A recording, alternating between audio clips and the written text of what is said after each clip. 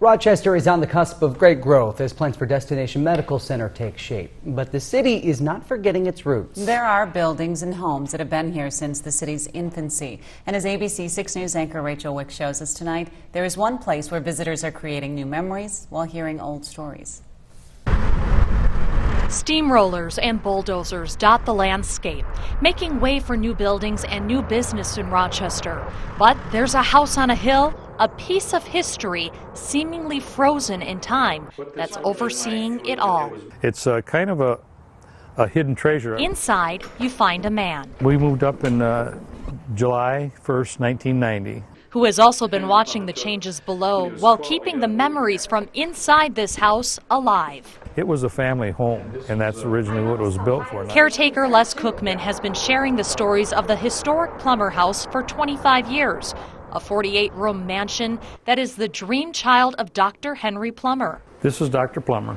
A talented physician, scientist, inventor who made sure he had a tight relationship with his builders. He wanted to have his thumb on everything that was going on. Taking a step back in time from 1917 until 1924, every twist, every turn of this English Tudor-styled mansion was meticulously planned out. He could control all the lights right here by this board. Equipped with unheard of upgrades for that time period. First people in outstate Minnesota that had natural gas. The home had everything and more that a family could want.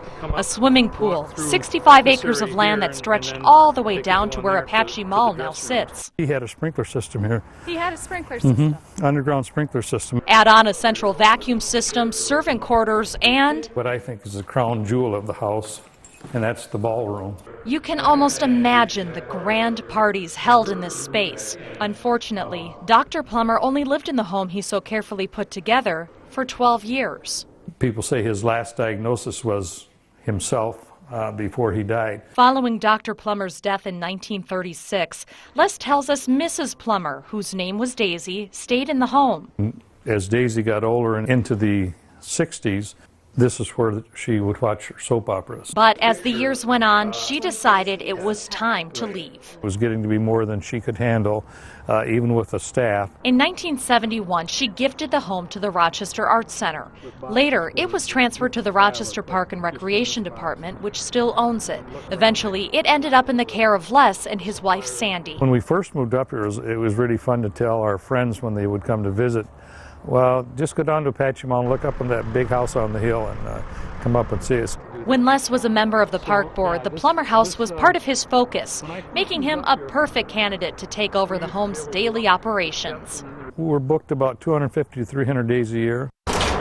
These days, you'll find people using the property for photo shoots, even picnics, and renting out the home for weddings. We have lots of wedding pictures and things like that are taken right here. Parties, and even some more thrilling events. We have murder mysteries here. The home holds a special place in Les's heart, who now has his own thumb on every twist and turn of this house.